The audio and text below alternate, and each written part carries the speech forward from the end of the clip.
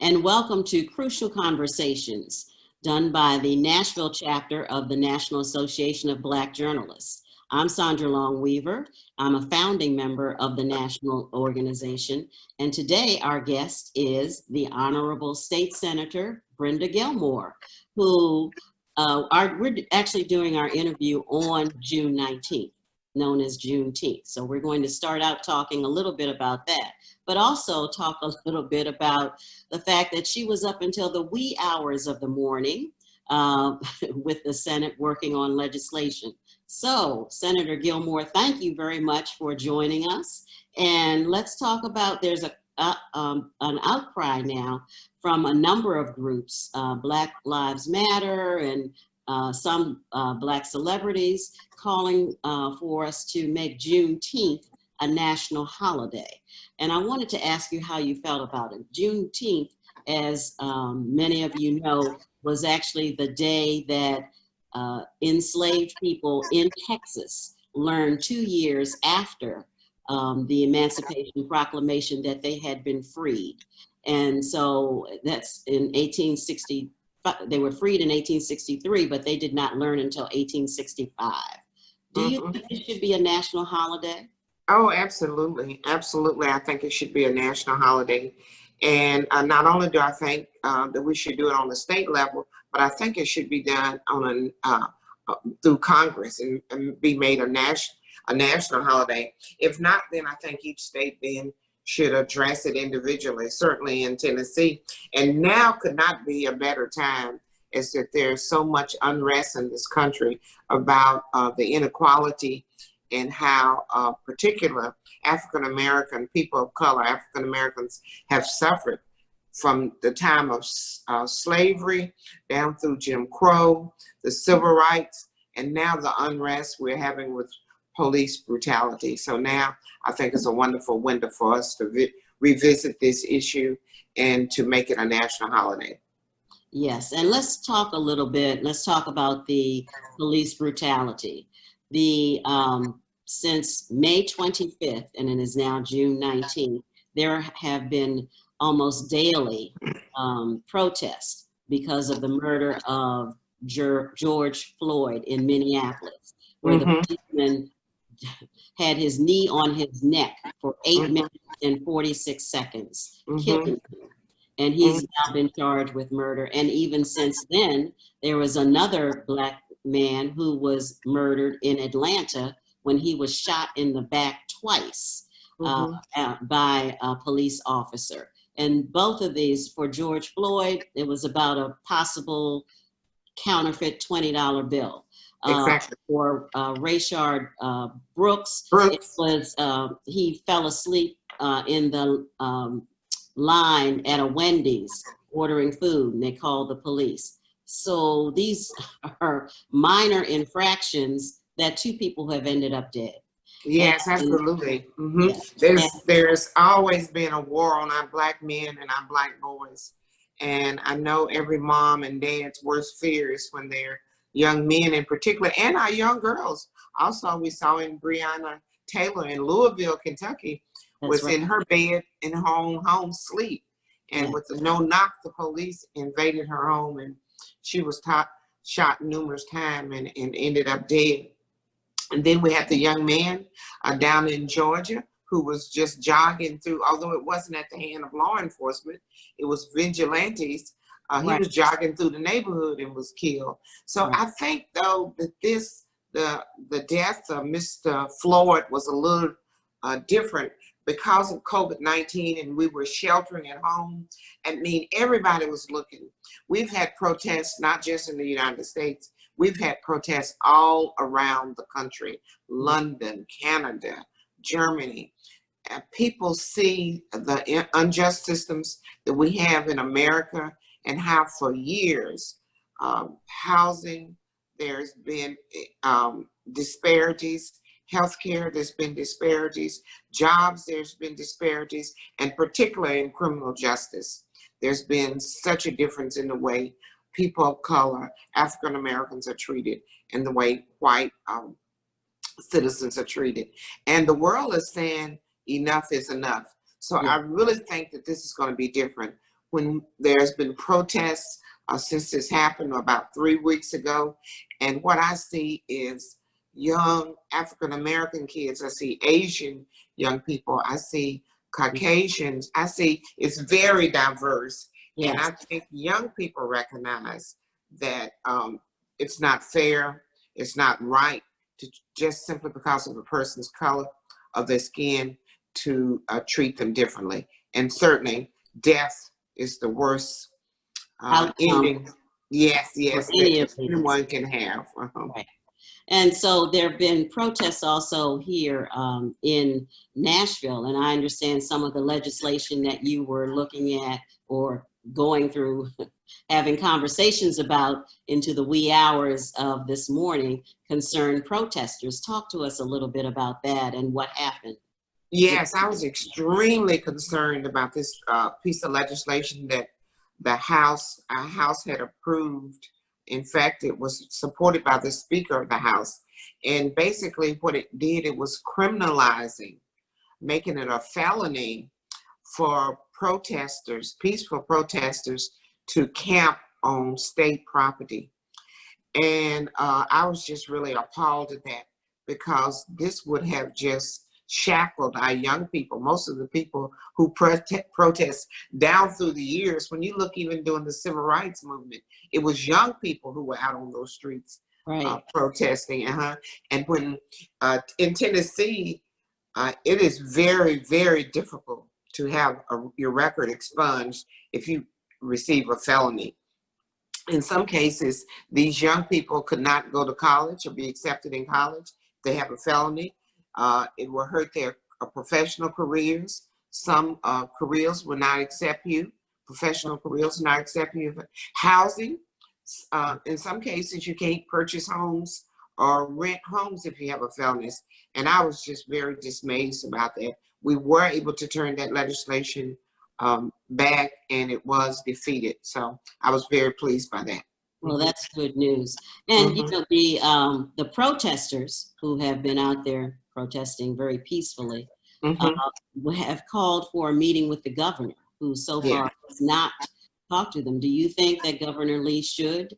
Yes, I would encourage the governor just to meet with representative of the protesters. I certainly understand that he cannot meet with the thousands of people who protest. And I also want to lift up the young people's protest too. You know, 10,000 of them turned up downtown, and it was a very peaceful protest. But yes, I would like to encourage the governor to meet with several representatives from that group and just hear them out.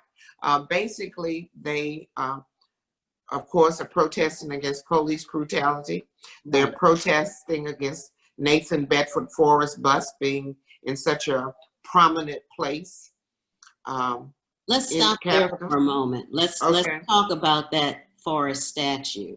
And I know you have led protests with other legislators protesting the fact that it is still in the State House. What should happen to it? Is there a movement now? Is this the time to have this removed? I think it is. There were two pieces of legislation in the General Assembly this time. One was, in the past, the governors had to proclaim the Nathan Bedford Forrest Day. And so I was so excited when the governor supported this legislation, and it was moving, and I signed on as a co-sponsor. And then discovered that there had been amendments attached to this legislation. And basically what it said is that the governor doesn't have to proclaim it anymore, but it's still a state holiday. It still should be observed. So I withdrew my name from that.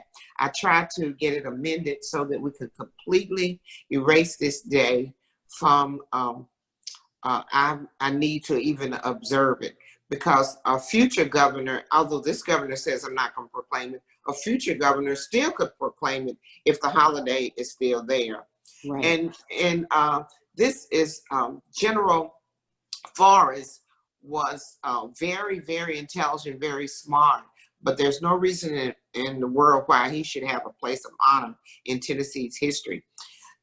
You probably know that what happened at Fort Pillar, there were over 200 Black soldiers that surrendered, and he slaughtered them. All of And them. yes, yes, And at the time, there was a commission on governors, and they said that that was an unjust slaughter. In addition, he was the first Grand Wizard in the Ku Klux Klan. Yes. So why should we celebrate him? I'm not saying erase history. Certainly, you cannot erase history, but he does not deserve a place of prominence in our state capitol. My recommendation is that he should be moved to the museum. And believe it or not, it was a Democrat who led the efforts to have him placed in the state capitol. But whether it's a Democrat or Republican, he should not be there. Right. And part of, I think, the problem is, and we're seeing this as we talk about Juneteenth, the slaughter of African Americans in Tulsa in 99 years ago when it was Black Wall Street, is people don't know all of the history. Exactly. They talk about, this is removing the statues, is removing history. However, if you know the full story of history and how they terrorized African Americans, how they slaughtered African Americans, would you want to walk by that statue every day? Exactly.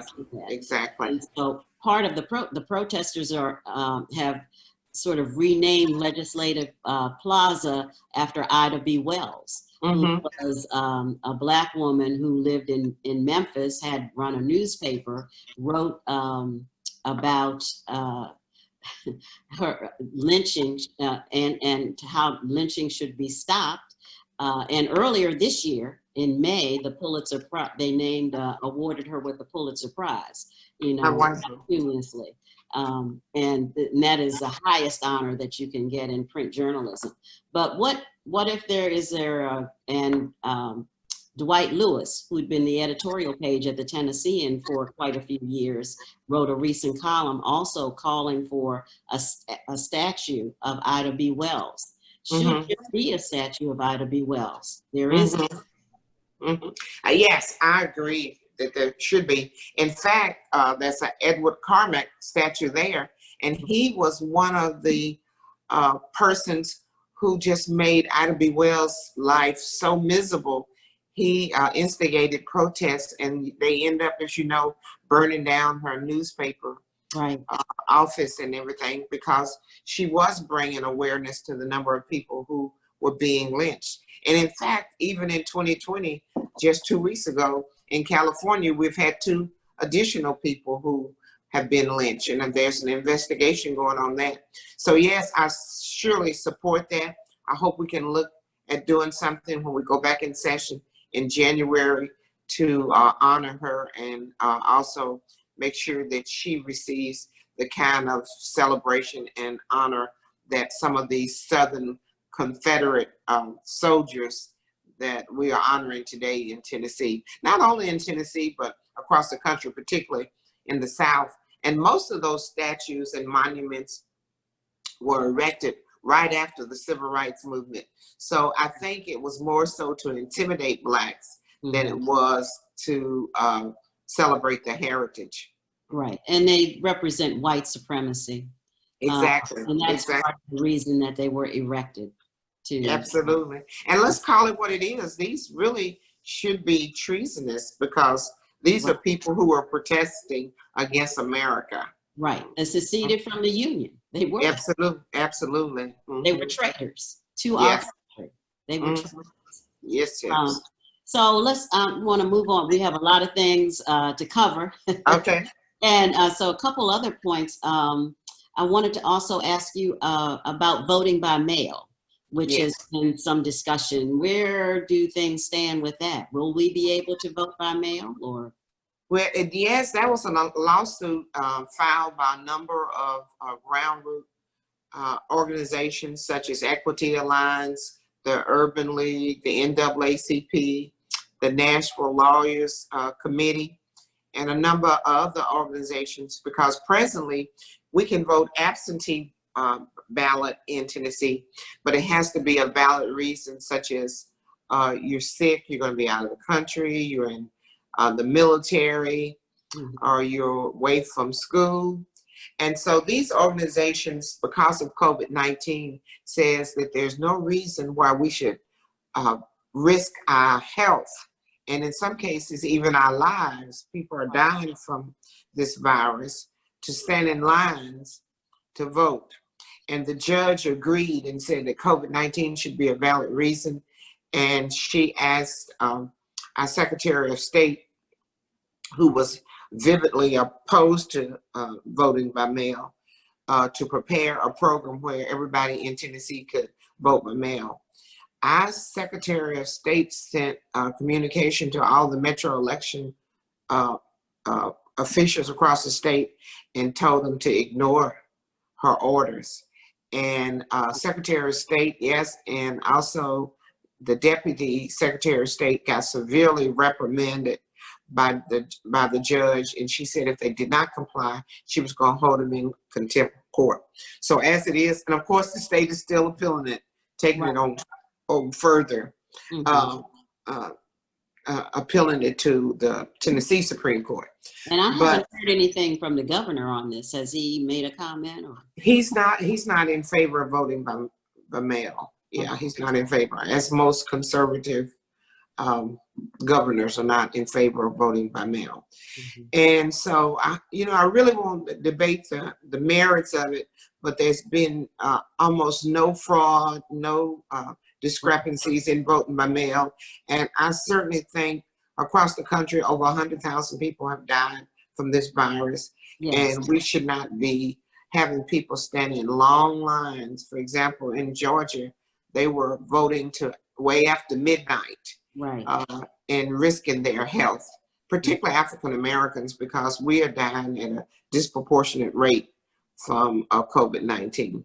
Yes, that's very and that's what I wanted to touch on just a little bit, the impact of the virus. First, in the Nashville area, there was a tornado in March 3rd, and then 10 days later, the pandemic has come to our state.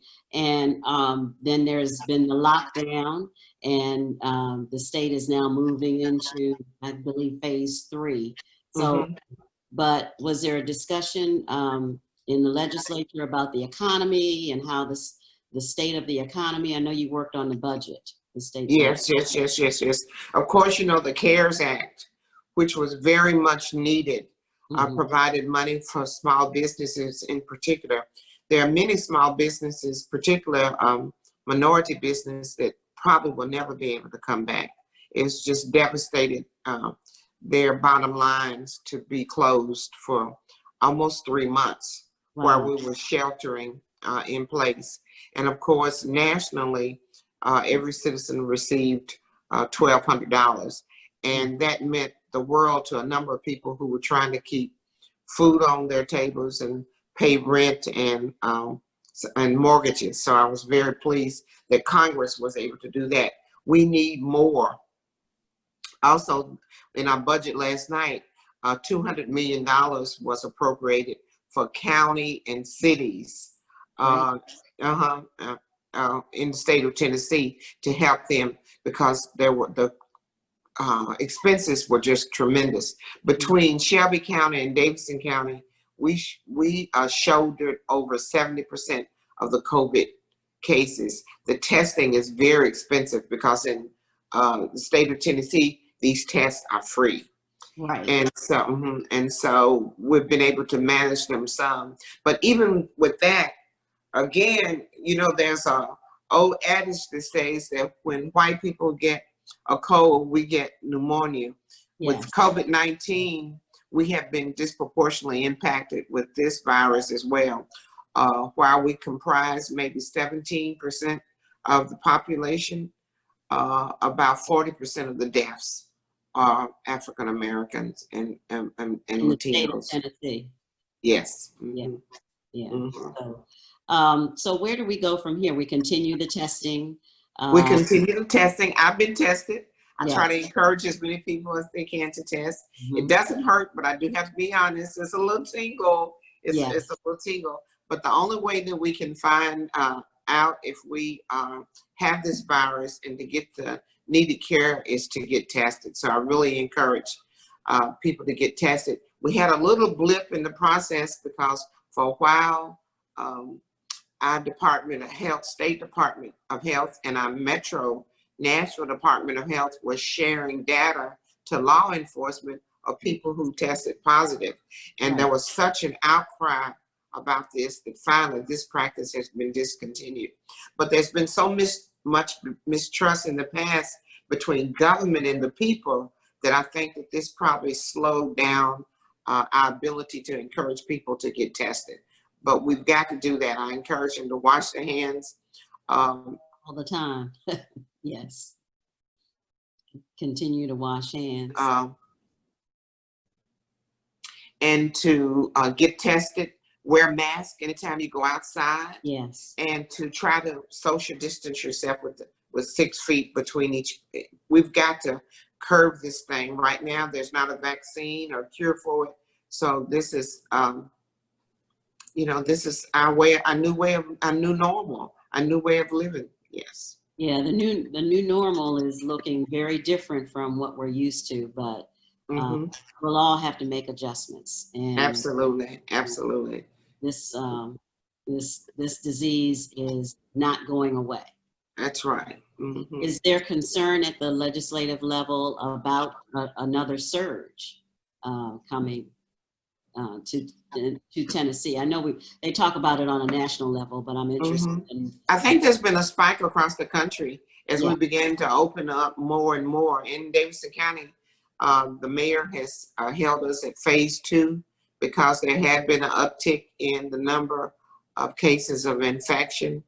And so I'm not sure when he's going to open it up for phase 3. But we just have to continue to be vigilant and wear those masks when we go outside and try to maintain our social distance. And Dr. Farsi, who's I guess, infectionist expert, master infectionist expert, says that we're going to be living with this for a while, and definitely there's going to be a second surge. Yes. And one last thing I just wanted to touch on a little bit, is there any movement to finally bring Medicaid to Tennessee? Well, we had a number of pieces of legislation on both sides of the aisle, actually, both Republicans and Democrats. And for some reason, our colleagues have just dug their heels in the sand and refused to approve it. For over 10 years now, we have literally left billions, that's with a B, of dollars on the table. Not only is it a financial risk to our state, because there's been over 13 rural hospitals that have closed. So if you have a heart attack and you're in a rural county or a city and you have to drive 45 minutes or an hour to the nearest hospital, sometimes that's a matter of life and death. In addition to that, we have about 400,000 people in the state of Tennessee who are either underinsured or have no insurance at all. Right. And there's just absolutely no reason why we should not expand Medicaid. It will fuel jobs, will help the economy, and will help also Tennessee to be healthier. Right now, we're one of the sickest states in the country. And it's simply because of health care. Right. And also, I'm not sure if you know this or not, Sandra, we're also in the top 5 country who files bankruptcies.